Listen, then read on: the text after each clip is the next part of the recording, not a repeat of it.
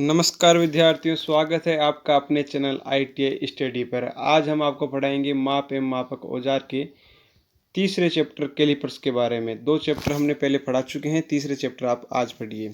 औजार कौन सा होता है? ये प्रत्यक्ष मापी होता है या अप्रत्यक्ष मापी होता है? तो ये औजार होता है अप्रत्यक्ष मापी औजार होता है।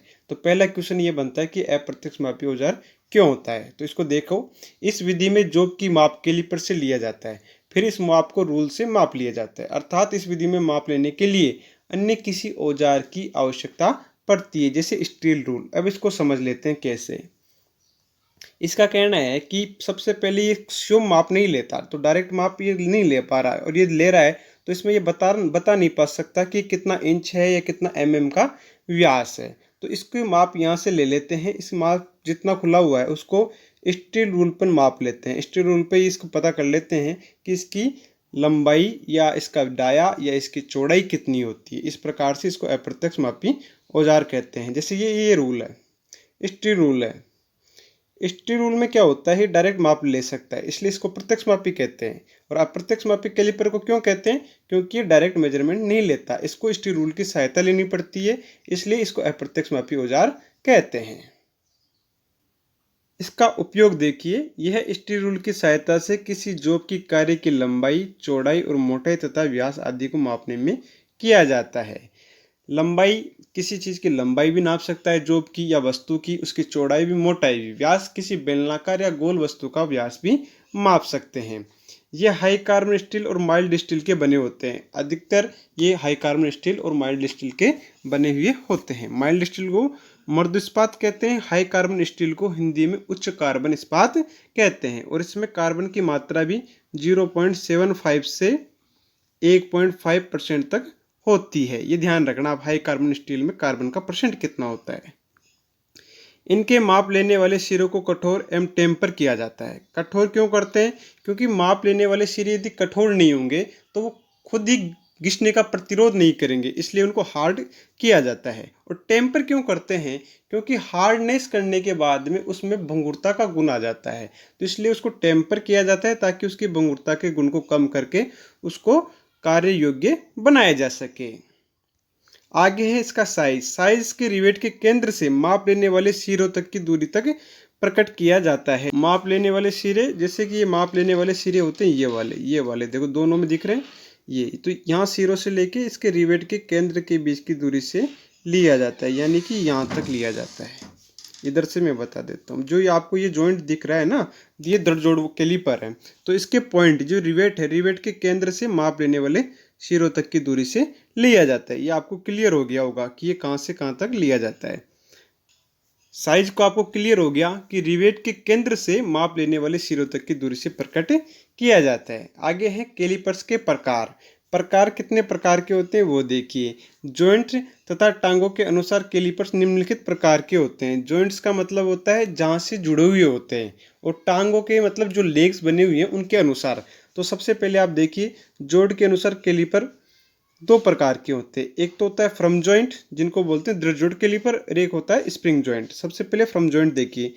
इस प्रकार के कैलिपर दोनों टांगों के एक ही बिंदु पर स्थित होते हैं। दोनों टांगे कहाँ होती है? एक ही बिंदु पर स्थित होती हैं। किसी वस्तु के जोब को माप लेने के लिए कैलिपर आवश्यक साइज तक खोला जा सकता है। इसके लिए आउटसाइड कैलिपर, इनसाइड कैलिपर और लेग कैलिपर हैं। स्प्रिंग जोड़ वाले कैलिपर, इस प्रकार के कैलिपर में एक टांगे एक स्प्रिंग और वाले फ्रकम रोलर पर बनाई जाती है। इस प्रकार के कैलिपर को खोलने तथा बंद करने के लिए स्क्रू नट लगा होता है, जो कि मैं आपको भी चित्र में दिखा देते हैं। ये जो आप देख रहे हैं इसमें देख लीजिए, ये है दृढ़ जोड़ कैलिपर। एक ही पॉइंट पर इनकी लेग लगी हुई होती है, इस कारण इनको दृढ़ जोड़ कैलिपर कहते हैं। जैसा कि स्प्रिंग के लिए आपने पढ़ा कि इस पर एक स्प्रिंग लगी होती है, तो इसलिए इनको स्प्रिंग के जोड़ वाले कैलिपर कहते हैं। क्योंकि जोड़ का मतलब आपको समझ में आ गया होगा, जहाँ से जुड़े हुए हैं। दृढ़ जोड़ कैलिपर में रिवेट के द्वारा जुड़े होते हैं और इसमें स्प्रिंग के द्वारा जुड़े हुए होते हैं। टांगों के अनुसार निम्न प्रकार के होते हैं। बाहरी कैलिपर, यह कैलिपर धातु गोल वस्तुओं के बाह्य व्यास की लंबाई तथा चौड़ाई रूल की सहायता से मापने के लिए होता है। बाहरी, बाहरी इसका नाम ही है आउटसाइड। आउटसाइड का मतलब होता है बाहर की माप लेने वाला कैलिपर। बाहर की कैसे, बाह्य व्यास, इसका मुख्य पॉइंट याद रखना है। बाहर की लंबाई नापेगा, व्यास नापेगा, चौड़ाई नाप सकता है। किसकी सहायता से? स्टील रूल की सहायता से, क्योंकि ये अप्रत्यक्ष मापी औजार है, इसलिए इसको स्टील रूल की सहायता चाहिए। इसी प्रकार भीतरी कैलिपर है, इस स्लॉट की चौड़ाई, किसी होल का व्यास और आंतरिक माप के लिए प्रयोग में लिया जाता है। तो मैं आपको बताता हूँ इसका प्रयोग किस प्रकार से कर सकते हैं।